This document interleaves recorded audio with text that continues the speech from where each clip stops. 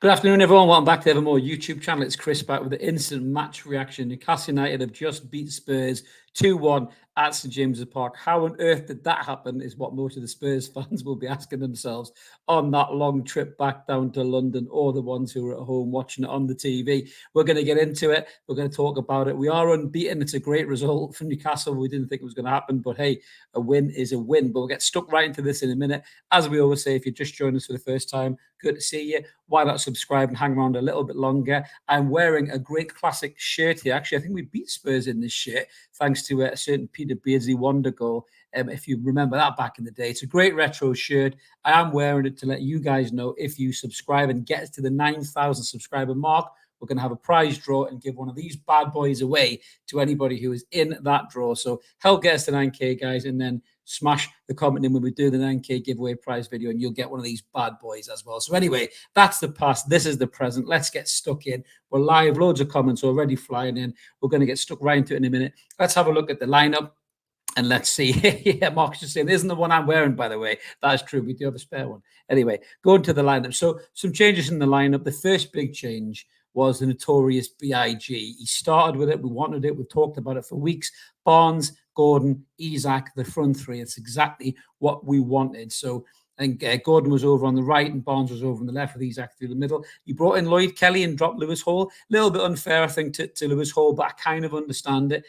Lloyd Kelly's better defensively than Lewis Hall, and maybe he was worried he was going to get caught on the overlap with the pace if someone was going to pull out wide or if Maddison was going to go there. So I kind of understand that. Longstaff kept his place in midfield while Sandro Tonali was in the squad for his first Premier League game in nearly a year, and we did see Sandro later on in the game as well. There was a change where Mickey van der Ven bottled it because Isak was playing. I'm only joking, he was injured, of course, and he couldn't play. So the Kurgan-looking motherfucker that is Dragoson for Spurs came in. There can be only one, but sadly for you, Sunshine, it wasn't you today because Newcastle won. But anyway, that was the team. So it was a strong enough lineup. We've got a great kind of track record against Spurs at home. You know, we weren't sure what this game was going to bring. There was a little bit of a low mood going in the game. I think it's safe to say a flat window, animosity in amongst some of the fan base.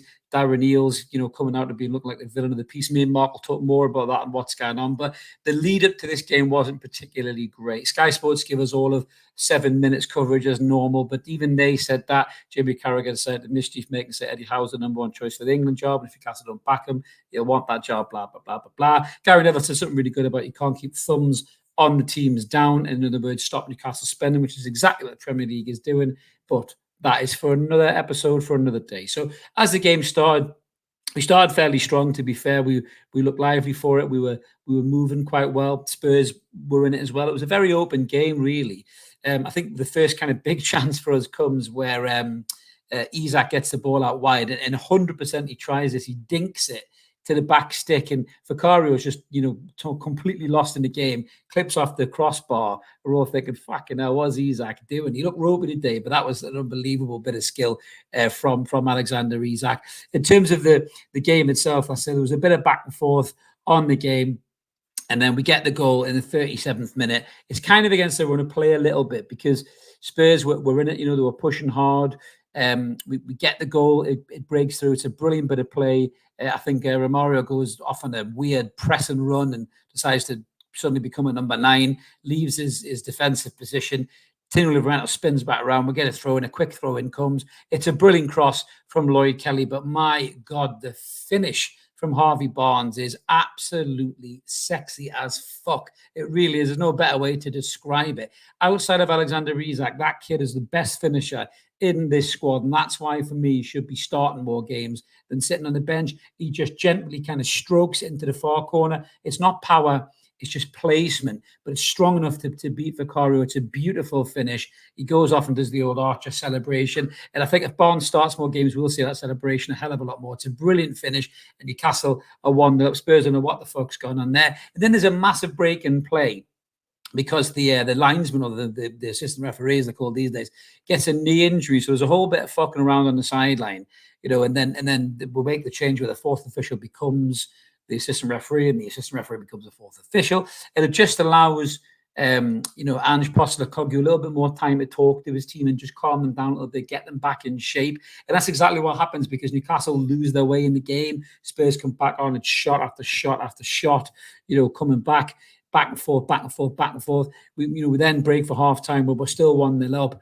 We haven't really got back into the game really from that. There's been loads of shots pinged at Pope, and some of them he's done quite well at in terms of his shot stopping ability. But the game then kicks off in the second half, and again we're not quite at it. Spurs are pressing, Spurs are going for it. 58 minute, I don't know what the fuck has gone on here. Nick Pope, ball comes in, and Nick Pope just kind of slaps it over to the side. It's an awful bit of goalkeeping.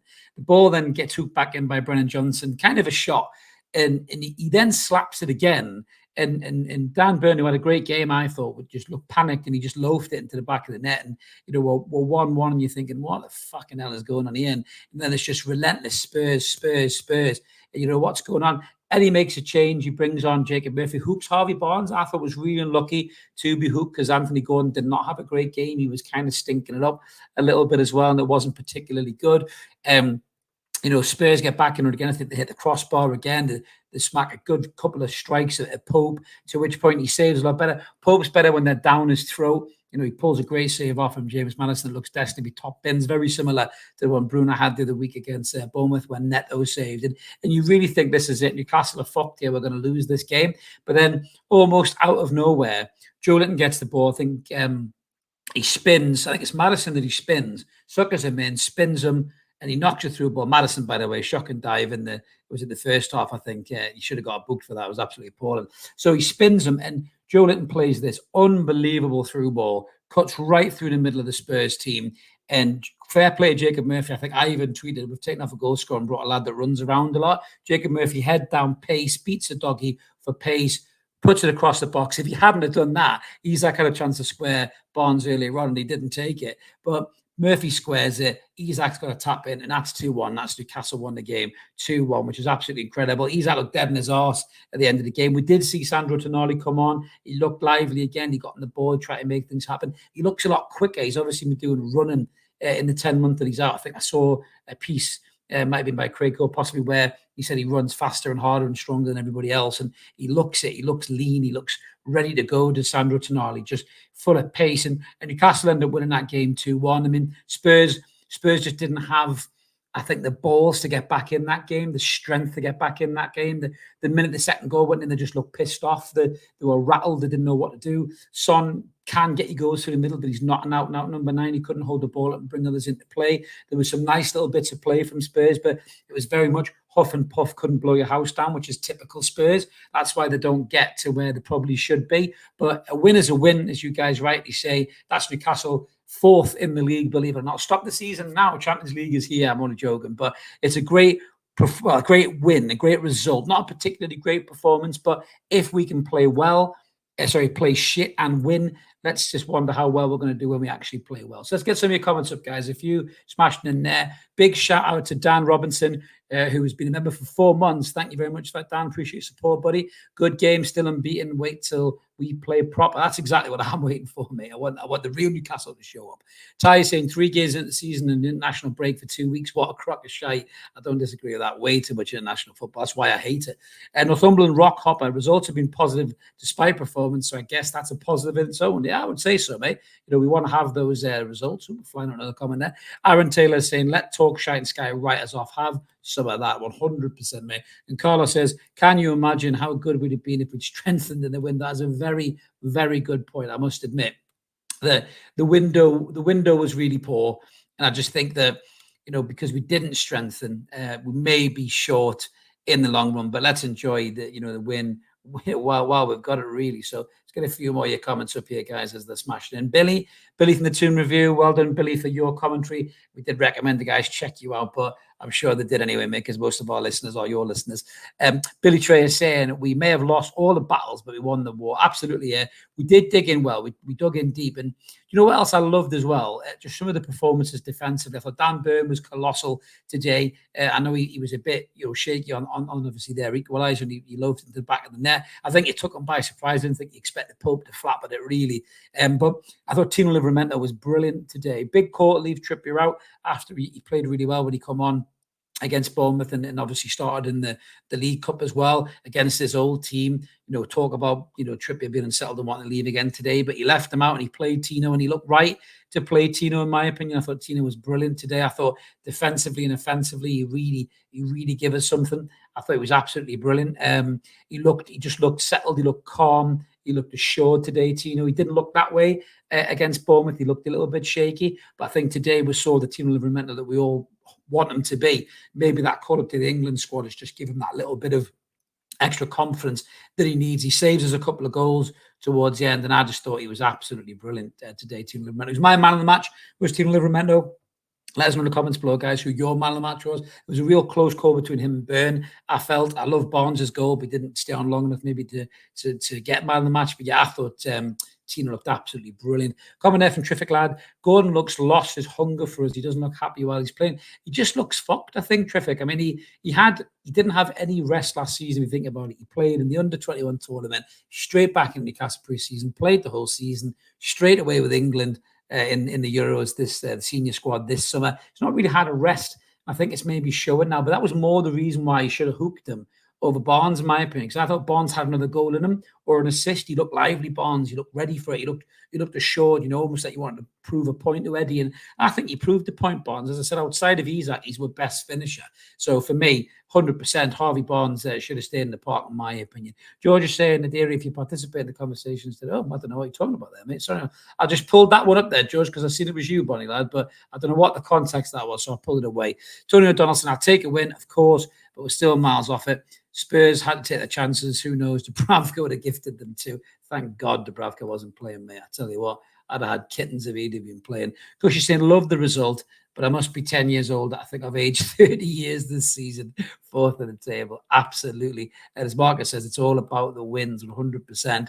Comment there from a Darren saying, hi, Chris, how can you blame Darren Eagles for Newcastle's sack?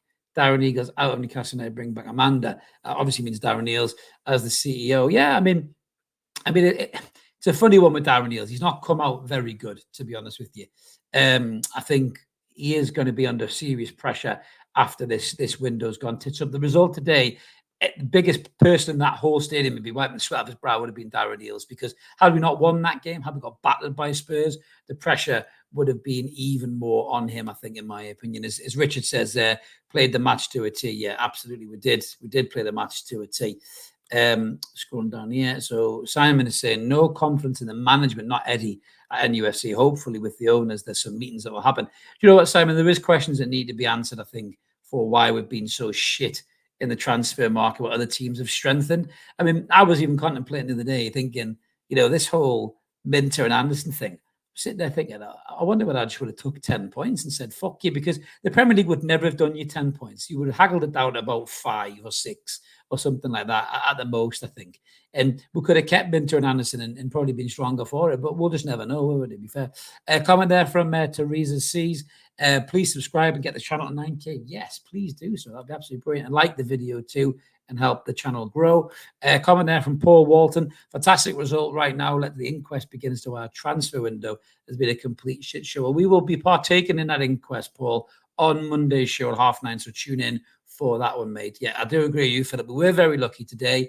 I think if Spurs weren't Spurs, then and Solanke maybe been playing, it could have been a different game altogether. So they will rightly so feel a little bit unlucky and unjust, but you got to take your chances. Newcastle took their chances, and that through ball by Joe Linton was brilliant, but the gap between Spurs' midfield and defence was as wide as Sharon Stone's legs, my friend. It really was. It's a classic. If Di is watching that, I know he loves that one, but straight through the middle. And that schoolboy defending, and Andrew will be going mental about that, and rightly so. So will Expressions. I'm sure I'll check him out because I love his reactions to the game, even when they lose. I'm nowhere near as funny as him when we lose.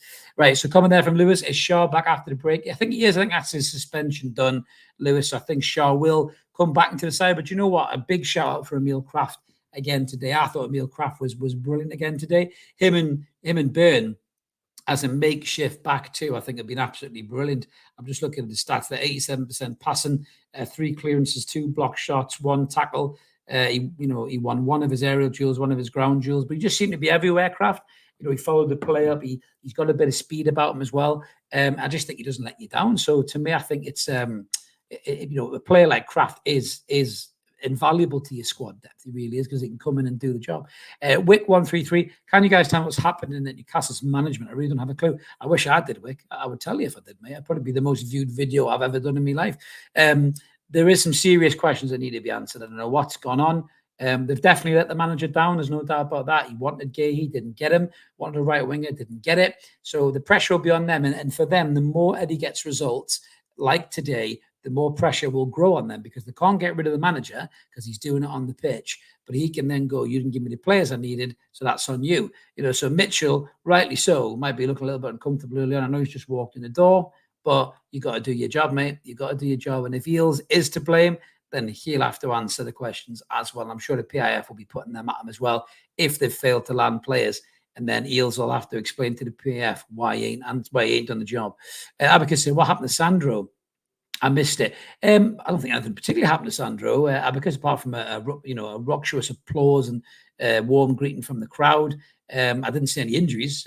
Tell me if I'm wrong in the comments, guys. But he come on and he got stuck in and he tried to do he ran around, tried to get in the way. Didn't do as much on the ball, maybe he did in the Forest game, or sorry, it was the Forest game, in the first 10-15 minutes of the Forest game. But I think the game was very bitty at that particular point, so it would have been hard for him to grab it by the scruff. But yeah, I thought he did well when he come on. Did well. Sean saying, getting there Newcastle, absolutely, mate, 100%. Excellent win, Chris, says Andrew. That's all that matters too. Right, absolutely right. Harry is saying, although our performances haven't been good enough, I think our game management has improved. Potentially, Harry, that could be the influence of Bunce. You just never know. I mean, he's supposed to be this in-game technician guy, isn't he? I know the intensity has dropped right off from where we normally play. Those kind of games, the reason we battered Spurs 6-1 and 4-0 was because we didn't let them breathe from the kickoff. We're straight at them, straight on them. And we don't seem to do that anymore. We have little tiny bursts of intensity, then we pull right back and we let them do something. And that seems to be the new tactic, whether that's Eddie having to evolve that tactic because of what Bunce is saying, or whether that's Bunce's influence, I don't know. But the problem is with our players, I think I said this numerous times last season, even the season when we got the Champions League, if you have those players playing at that level of intensity for as long as they're playing, they will get injuries and they will burn out. And we saw that last season. These players did get injured and did burn out. And that's the reason why our squad was so short of depth and quality. And that's why we needed reinforcements. If Eddie wants that intense press from minute 1 to say minute 50, 60 or whatever it may be, and then have a breather, we need the depth in the squad, and we ain't got it, to be fair. Agent says Gordon needs a contract. Maybe he does. Maybe he does need a contract just to calm down a little bit. I do think there's something in this Liverpool stuff. I think that he has been unsettled a bit by that. And I think that's why the performances are slightly off as well. He needs to get his mind right. We saw that thing with Gary Neville where he meditates and he calms himself. And I'm a big advocate of meditation. Some people pull the piss out of it, but you know what it is? It pulls you right down. I always liken it to being in a noisy train station. Sometimes you just got to step outside into the quiet and just settle yourself, retune your frequency, is what I say. And if Gordon does that, I think you'll be right, but he looks a little bit off. He really, really does. Pocket Jody said another patchy performance, but very good sign. We keep getting results. Do you know what? I said the same thing to Mark Pocket before we came on. That's what the big teams have done for decades. They've been shit, but they've got results. And if we're going to be shit and get results, then when we do find our game, we'll be right up there. The results will be there. So, yeah, I'm all for it. I'm all for it, as much as it's frustrating to watch sometimes. Craig Hollyman, Pope, eye roll, absolutely. I was talking to Mark about this before we came on as well. Very insightful, our little chats before we come on, or before I come on, and Mark's in the background doing his man in the chair thing. I think we missed a trick not getting Mamadashvili in this window. Great signing for Liverpool. Did they really need him? I don't know, unless they're going to cash in, and obviously sell Alisson and make big money on him, which potentially they might do to balance their PSR books. But to get Mamadashvili for 40 million quid, I think would have been a good move for Newcastle, because I do worry about Pope. Me and Mark were talking about, why is he parrying? Why is he not catching? My mate said this last season. I totally agree with him. Since that thumb injury, doesn't seem to catch the ball. He punches or he slaps it away. And I'm really, really concerned about that. In big games like that, it could have been the end of it for us. If Spurs got back into that game in 1-2-1, we'd go back to that Pope fault and say, that's the issue, that's the problem. So, yeah, I think we missed a massive trick not getting Mamadashvili in this window with me. I really, really do think that. Steve thinks Sandro changed the mood. It definitely gave us a buzz, Steve. It gave us an injection, I think, of something, just a positive frame of mind, because it was getting really, really flat. And I think that getting Sandro on the park and just getting that lift from the crowd, I think just give us everything. Plus, it give us more quality in the middle of the park. Sean pinned some good tackles today.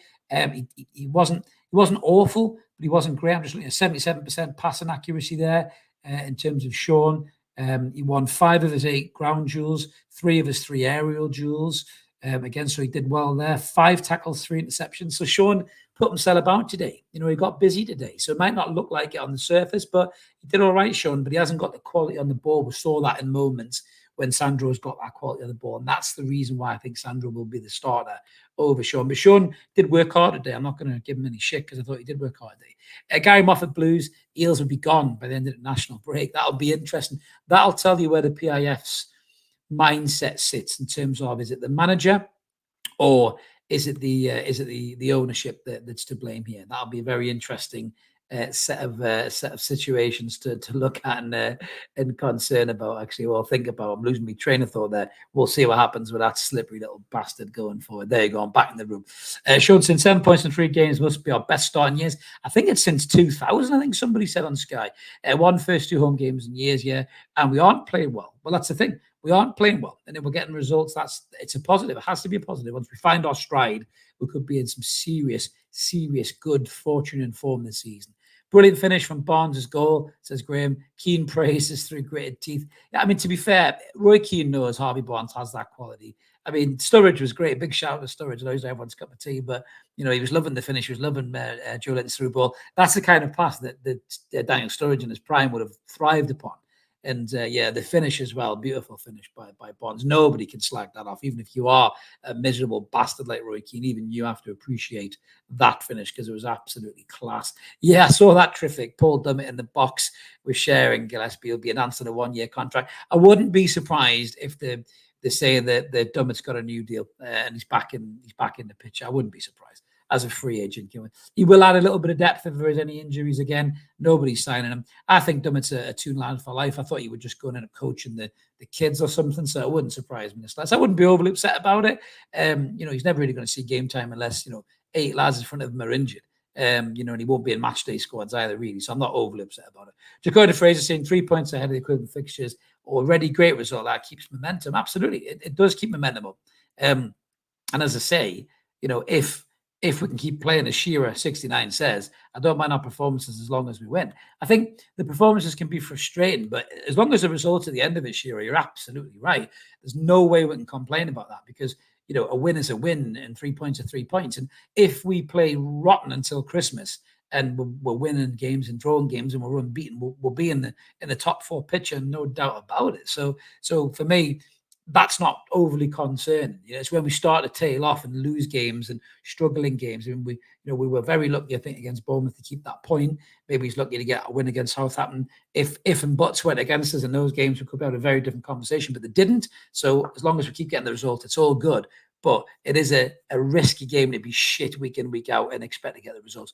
Matt Stubber saying all of the best teams can play crap and scrape the points together. The fact we've had a terrible start of the season and we sit with 7 points is a good sign in my eyes. Yeah, absolutely, Matt. But we don't want it to be continuing for too long, mate, as I said, because it could very well be a dangerous game to play.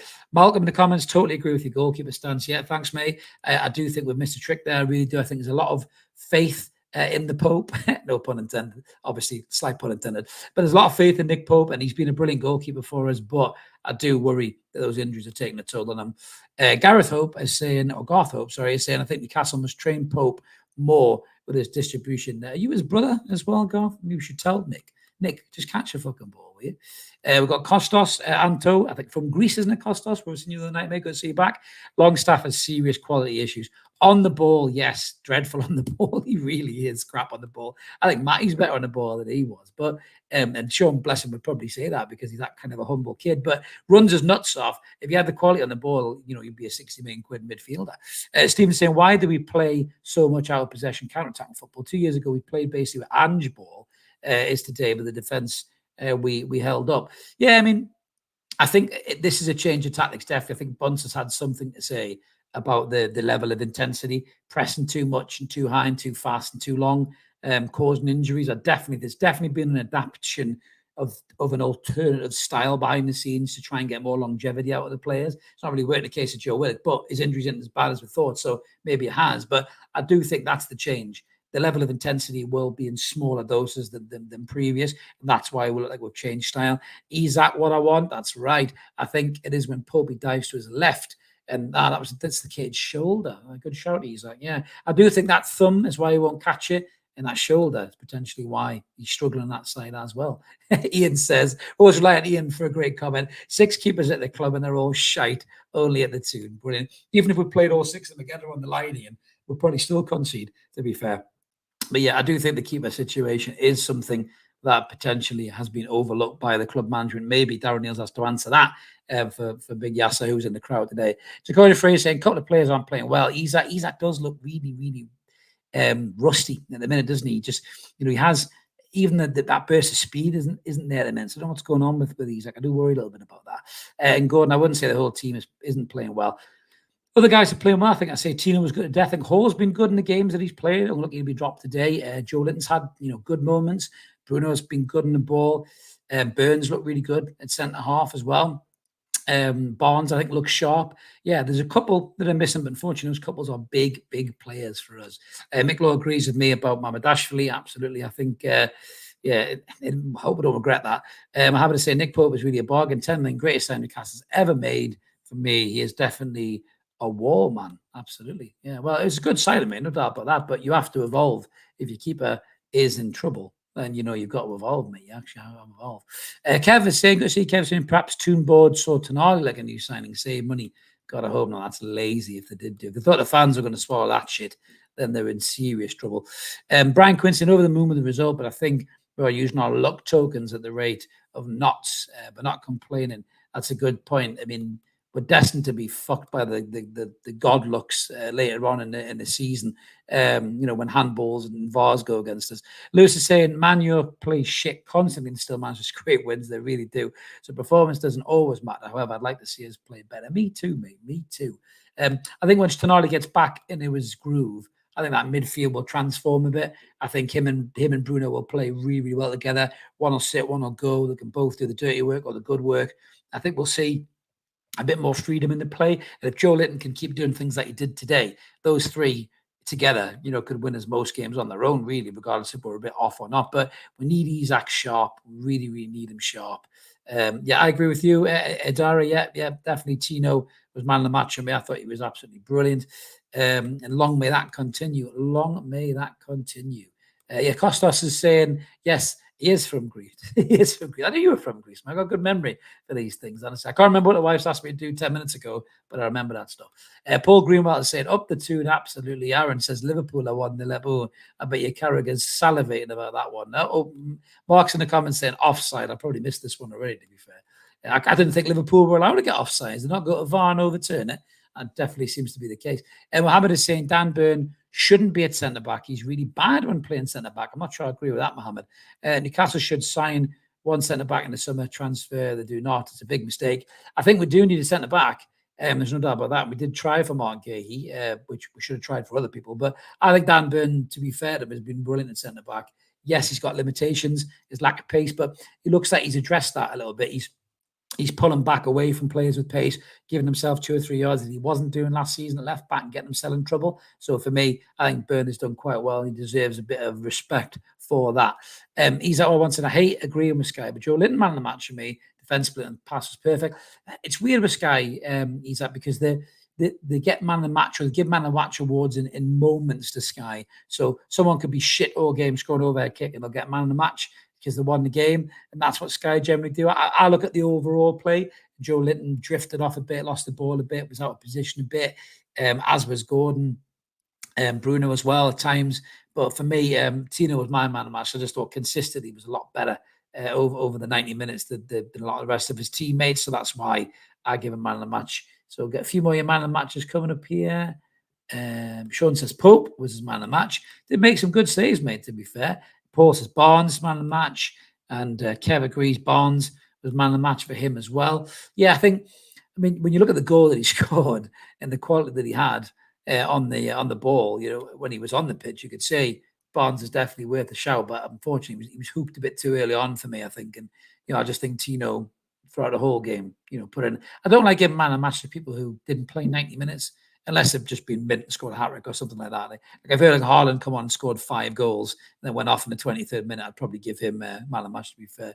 Yeah, Isak, yeah, I do agree with you, Cushy. Isak was so unlucky when he hit the bar. That was the moment we were waiting for Isak to arrive in the league this season, wasn't it? If that had gone in the back of the net, he just would have been cocky as fuck, chest out, and we would have said, right, here we go. Ready for a bit. It's good he's got his first goal. Let's hope it kicks him on and gets another one, because that's what we need from Isak. Sadly, national breaks probably come at the worst time, but it's good that he got his goal and got off the mark. Yeah, for Ian, Kraft was man of the match. Yeah, I thought Kraft was brilliant today. I said that he worked his arse off. He really, really did. Coming there from, we put the brake on the accelerator. All I've heard is how Spurs dominated the game, and we were so unlucky not to win, but I don't remember them having as many shots from miles out. Class defensive performance from the lads. To be fair, it was a very good defensive performance from the lads. Just looking at the statistics in terms of that game of Spurs. So in terms of the shots, so Spurs had 20 shots versus our 9 shots. So they did have quite a lot of shots. Our keeper had 6 saves. Their keeper had 1. They had 12 corners to our 7. So yeah, there was quite a few shots coming in from Spurs, to be fair. So they did have quite a few shots. That's the overall performance of the game. But hey, listen, we played the situation perfectly. We got the win. Spurs will be livid. We're happy. Top 4. Here we go. Absolutely brilliant. Comment there from as I was online. I can't believe I pressed the wrong button and my bet was for Tottenham to win. Oh, mate, you're lucky. Maybe it was lucky. I should do it on Wolves next game. Why not, mate? As long as you haven't lost a lot of money, you bet responsibly, everybody. But I'm sad for you, but I'm happy that we won, mate. And if that was the good luck trick, you do that again next time, mate. Absolutely brilliant. Kev saying Burn makes me squirm at times, hence why I asked about Botman. Yeah, I mean, Botman is gravy when he's playing, man, but he's been injured, isn't he? So for me, I just think that Burn has stepped in and done really, really well there. Lloyd Kelly's a funny one. Lloyd Kelly did all right today. I'm a big fan of Lewis Hall, as you know. But I thought Kelly did well defensively today. He obviously has the assist as well for the goal. So you got to look and say he's played well, but he's not a natural left back. But I think the whole point of this was to drop the 3 at the back and then obviously push Tino into midfield. And he obviously didn't want Hall there. He wanted Kelly to step in as that third centre half. So I kind of understand that, to be fair. Got a comment there from Derek saying, boss will be quiet tomorrow, beat his Spuds. Oh, brilliant. You rubbed that in, mate, as well. We've got the unrealistic optimist. A lot of Spurs shots were outside of the box in the first half. That's true, but they were still trying. They were still pushing away. We didn't close them down quick enough, if you want to turn it back to us. But, like I said, we managed to manage the situation well. I think with the goal, Romero's offside goal, I think the defensive awareness was brilliant there. Step up off and play him offside. That's great defensive unity there. Really, really good. So really happy with that. We've improved in that regard, because even when we had the better defense playing, it wasn't particularly great in terms of that as well. So we've got the end of the day. We scored 3 and Spurs didn't score 1 goal. That's true. We did score 3. You really confused me there, Ty. I was trying to scratch my head and figure out what the hell was going on there. But yeah, we're there. So Big English is saying, get in. Spurs didn't deserve the win. If you can't finish, you don't deserve the dessert. Love that, mate. Absolutely love that. But using that one again. And you're right. It's all about finishing, which is why Harvey Barnes should start more games than he doesn't. And yes, Kostas, please don't forget to hit the like, guys. We really appreciate that. It really helps the channel grow, helps the algorithms, and will help us get that 9K where you can win one of these if you enter the prize as a subscriber for the 9K video. Help us get that. I don't know how many we're away now by. What are we? 410 subs. We could do that, guys. The power of everybody watching is 300 of you watching now. If you don't subscribe, 320 of you, smash that button now, and then you'll get us closer anyway. So we're absolutely brilliant. Yeah, you're right, Mark. Chris's brain is an overdrive there. Absolutely 100%. He really threw me there. I was in full flow. Am I on the drink today, says Marcus? I wish, mate. The only thing I've been drinking is green tea and water, mate, sadly, because I'm just in the house watching the game, because I'm not at the game, because you can't get tickets for love no money. So here we go. Yeah, you're right. Good job Solanke wasn't available. He might have caused us some trouble today. He really, really might have. But yeah, another comment there from John. So we got John Elliott. Yeah, Kelly bought in centre-back cover. He can play left-back. Seen a few issues when playing there. Yeah, I think if you're going to attack teams, he's not great at that. He did well for the goal, but it's not really his game. But I think Hall is obviously really good at doing that. So we've got a little bit of flexibility in there. Mark just giving you a count. 409 subs to go before we get to 9K. Come on, guys. 409. Get one of these bad boys. Brilliant top. Great fit. Lovely. This isn't the one I'm wearing. I'm going to give you, obviously. It's not going to be worn by me. If it was, I would have washed it. But it's a new one that we've got for you. So be fully packaged up for you when we said that. I promise. But we've got a couple more comments, guys, and then we'll shoot off. Yeah. Where was the fence gone today? Spurs could have done with that fence, I think, to stop Joe Linton playing that through ball, mate. If it was gone, I don't know what happened there. We'll probably find out. Talk about it on Monday night show as well, possibly. Common F and Dean saying our defence is solid. Kraft has been awesome this season. We might have saved 70 million for a top class winger in January. Big pressure on him in January, Dean, 100%. We need to add in January. If that's the third window where we don't add any players, it's a real problem. Some of the people we're talking about, I think Sky was at Carragher, talking about selling one of our big players. If you look at Villa, they did that with Grealish. You look at West Ham, they did that with Rice, and they were able to invest in players because of that. I don't want to have to do that. I really hope we don't get there. I think the board are looking at the Man City court case, and if they get away with a slap wrist, then the board will go, fuck it, we'll go big, because they didn't punish City, so you can't punish us. It's a very risky game to play, but I kind of understand it. So let's just see what happens after that City court case, which I think is next month that's set for. If they get away with it, then they could just be open fucking season for us in January, but we're going to have to wait till January, sadly, to be fair. We're going to come there from, was that Kitco? Magpies beat the Chickens. They were poorer than I expected, but somehow we won despite being slow to use substitute. Hey, a win is a win, as we absolutely say. A win is a win. So that's, I'm just having a look there. Sorry, he has, what's that one? Sorry. He has the McEwens too, 94, 95. It was Kev, it was 94, 95. It was absolutely brilliant. Coming there from Ryan saying, Eddie needs to train the team this week. We have no identity. It's like we came up from the championship. Well, we've got the international break, haven't we? So we'll have time to work with the lads. There'll be a few lads away at international break as well. But I think going into it with a win, being undefeated in the Premier League, sitting in fourth is great tonic really for us to go away for this international break after that shit transfer window. So it could have been really disappointing. But I think that's me pretty much wrapped up for today, guys. Thank you so much to everybody who's been in the comments. There's been loads of you in there, over 400 of you. So we really appreciate that. Smash that subscribe button. As I said, get us to 9K. You can get one of these bad boys in the 9K giveaway prize. Once we get to 9K, we will do that video, that prize draw, and all of you subscribers will be thrown in. And we'll pick somebody out randomly. You stick a comment in, and you'll win this if you are the winner. We're going to be back on Monday night, me and Mark, 9:30. What's going on? Loads to talk about, including crap transfer windows and slippery eels of CEOs. But more importantly, Newcastle have won today. We're undefeated. We're in the top four, baby. Enjoy your Sunday. Have a belter. We'll see you later.